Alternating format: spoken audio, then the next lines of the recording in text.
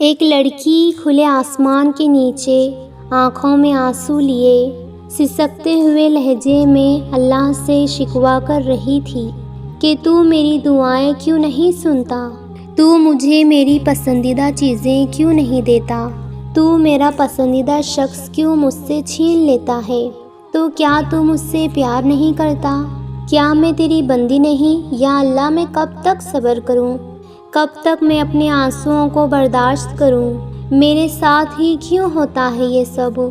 میں تو کسی کا برا نہیں چاہتی، میں تو کسی کا دل بھی نہیں دکھاتی، پھر میرے ساتھ ہی کیوں؟ پھر تہجد کے لیے وہ اٹھ کھڑی ہوتی ہے اور خدا سے صبر مانگتی ہے۔ اس کی بھیگی ہوئی پلکیں اس بات کی ضمانت دیتی ہیں کہ وہ کتنا صبر کر چکی ہے۔ وقت گزرتا جاتا ہے، حالات سنورنے لگتے ہیں، زندگی آسان ہونے لگتی ہے، صبر آ جاتا ہے، احساس ہونے لگتا ہے کہ اللہ نے ہم سے جو لوگ دور کیے، جو چیزیں دور کی، جو آزمائشیں ڈالی، وہ امتحان لیے، وہ سب اللہ کی محبت تھی کہ اس نے تمہیں گر کر خود کھڑا کیا ہے۔ جو لوگ تم سے دور کیے وہ تمہارے قابل تھے ہی نہیں، وہ تمہاری محبت کے قابل تھے ہی نہیں، تم سے دور اسی لیے کیے تاکہ تم ان کا چہرہ معلوم کر سکو کہ تم نے جو صبر کرتے ہوئے آنسو بہائے اس سے کہیں گنا زیادہ تمہیں خوشیاں ملے۔ ہم اس کی مٹی سے بنے وجود اس کی حکمت اور مصلحتوں کو نہیں سمجھ سکتے۔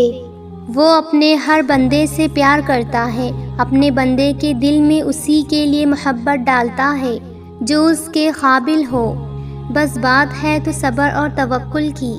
دعائیں کبھی رد نہیں ہوتی، بس صحیح وقت پر قبول ہوتی ہیں۔ کبھی کبھی ہم اللہ سے بہت دعائیں مانگتے ہیں، لیکن ہمارے بار بار مانگنے کے بعد بھی وہ نہیں ملتا جو ہم مانگ رہے ہیں۔